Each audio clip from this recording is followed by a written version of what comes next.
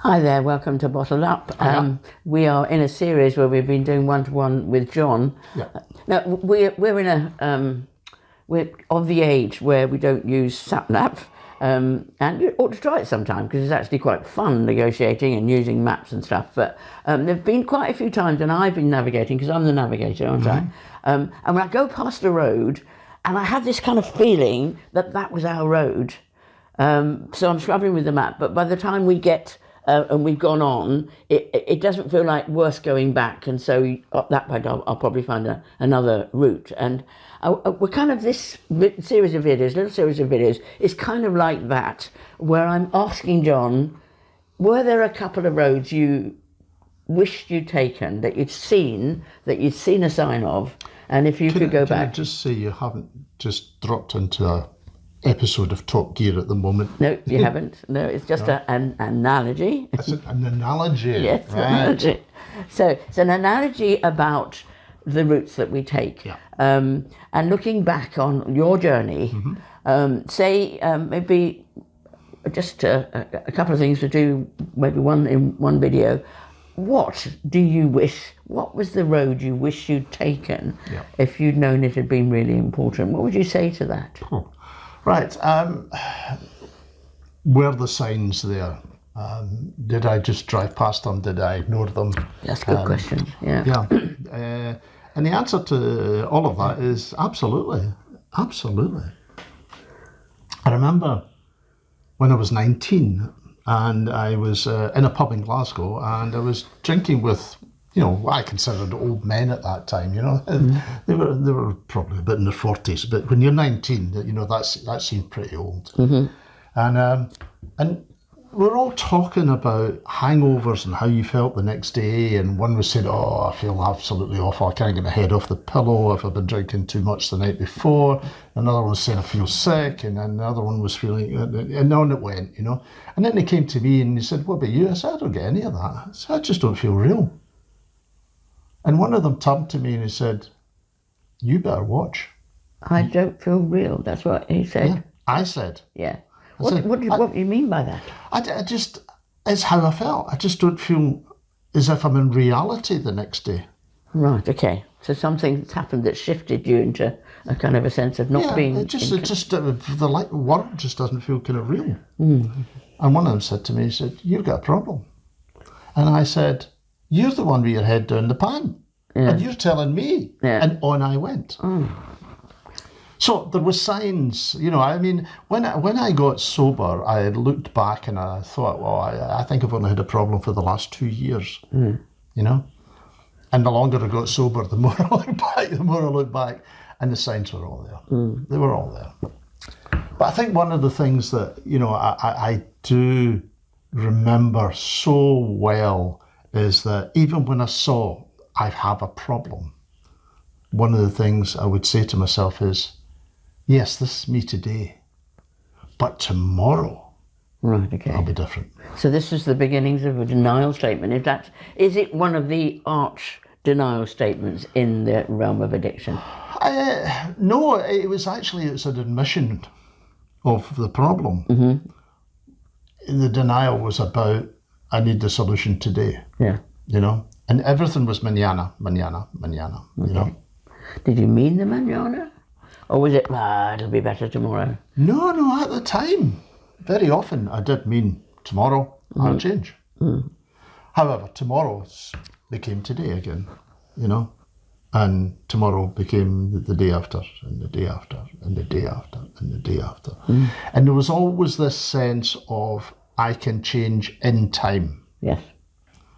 And time for what, I didn't really know, but it was I can change in time. So can I just say, what would you say, because the teenager culture, like I am a counsellor and I've got a couple of people at university, and it's obvious that the drinking really notches up and drug taking, that can be really dangerous. They don't understand, for example, that it flips over to the next day. Yeah. So what would you say to them with all their drinking? It's a stage they're going through, and how can they be sure they're going to get out the stage at the other end? Well, I think As a PhD student of mine, Yeah. and myself, we did stuff on which we called social norms. And social norms surrounding drinking is, yes, you're correct. There's all these teenagers and they're getting, well-willied on a regular basis. And you think, well, that's teenagers, that's what they do.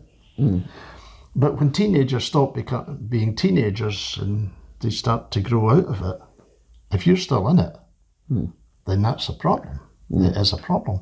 And I think if you look round about and you are different from everybody round about you, then yes, I would say there's a problem.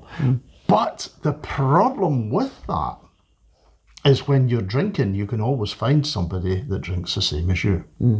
Always. And very often, and I talk about my own drinking here, is that I started in quite flash, posh pubs in Glasgow.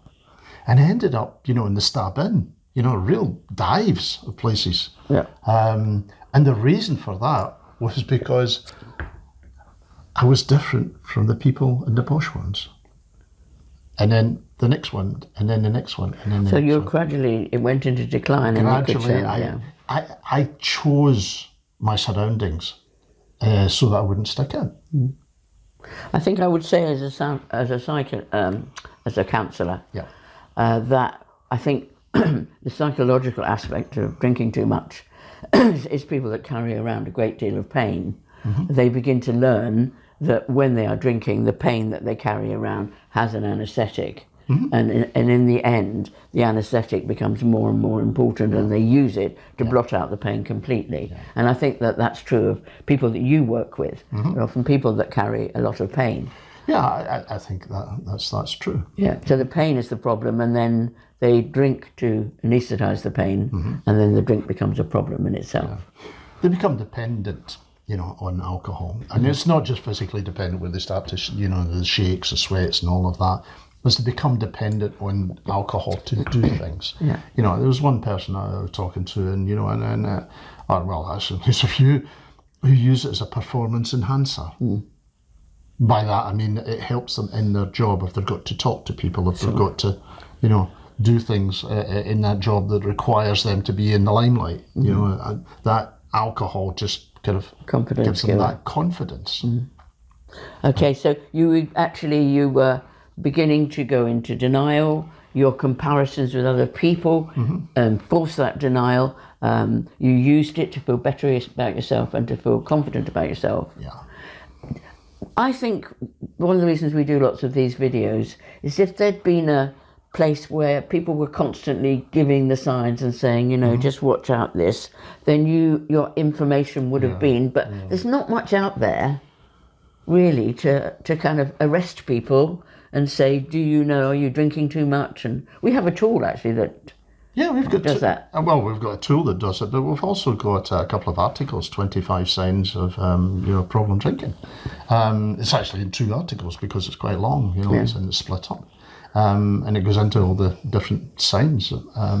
There's a tool called Cage, which is... It's not on our website. It's no, it's not on our website. This is in the general sort of public. Cage is it's a very small tool, just 4 questions, and one of the biggest sort of predictors is, has somebody ever told you you drink too much? And that is the best predictor in the whole tool. And yet, that's one of the things that we tend to ignore. Yeah. We tend to ignore that one. And that's, if we listened to the people around about us, then we probably would not go down as far as we go down. Okay, so to sum up, with the direction you took, okay, what do you wish, if we could change back time and you could change, what would you do? Would you go down the road of this is getting out of control? I think if we get into the fantasy world, time shifting and all of that, if I could go back and see my 19-year-old self, and say to him, look, this is what's liable to happen, In Alcoholics Anonymous, they have a sign up in the wall, Yets, the Yets, and you think, what does that mean? And And it's when somebody says, "Oh well, I've never done," and somebody will say, "Yet." I've never yet, because there is. Well, I'm not as bad as them yet. Yeah. There's almost a grim inevitability if you do have a problem that it's not going to just get better spontaneously. You're going to have to do something about it. It doesn't just go away. It's not like a cold that it kind of runs its course and then it's finished. You know, you're going to have to actually do something about it. If I could go back and say, look, this is what's going to happen, you know, then yeah, I wish I could do that. Now, obviously, I would be sitting there going, yes, I know you're from the future, but I can change tomorrow, you know, and I would, you know. Right. Yeah. Oh, and by the way, is how's Apple shares these days? Or what's going to win the derby? You know? Yes. But also don't panic. Don't go to the opposite extreme. If you've got a kid at university that's going out a lot and doing a bit of drinking, that doesn't mean to say he's going to become an alcoholic. There is quite a large amount of students that come out, they get jobs, you know, and you know they have families, and that drinking really does settle down. So don't panic. We don't want to panic you. We just want to inform you and help you. The research, again, if we go back into the research, tends to show that there is a very large proportion of teenagers or, you know, sort of young adults who, if they took an alcoholism test, would probably pass, i.e., they would say, yes, you are an alcoholic. And those same people, if, you know, 10, 15, 20 years later, if they took the same test, then they'd be clear. The reason being, what happens is that people start to change. Why? Because of what's happening round about them. Because they got married, because they had a kid, because they got a different job, you know, and they change. The thing is, there are a hardcore like me who didn't.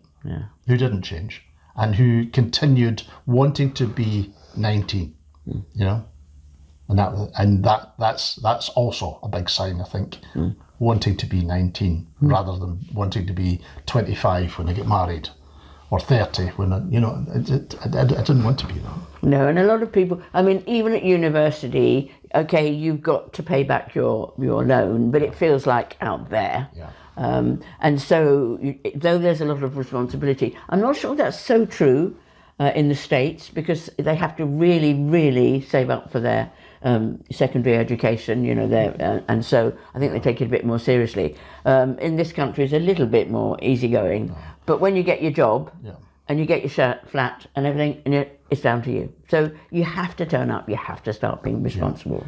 Yeah. So, in short, I think if you know, I had to look back now and say, well, you know, what do I wish? And I wish I had recognised when alcohol became more important than anything else in my life. I wish I'd recognised that moment. Yeah. Because it was at that moment I crossed some line somewhere.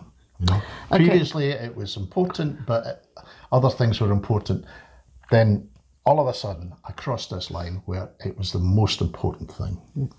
Right, and we're going to now just do second part to this, and we're just going to talk about what you wish you knew further on in your journey. Okay, so come back and join us. Thank you for listening. Bye-bye. Okay, bye.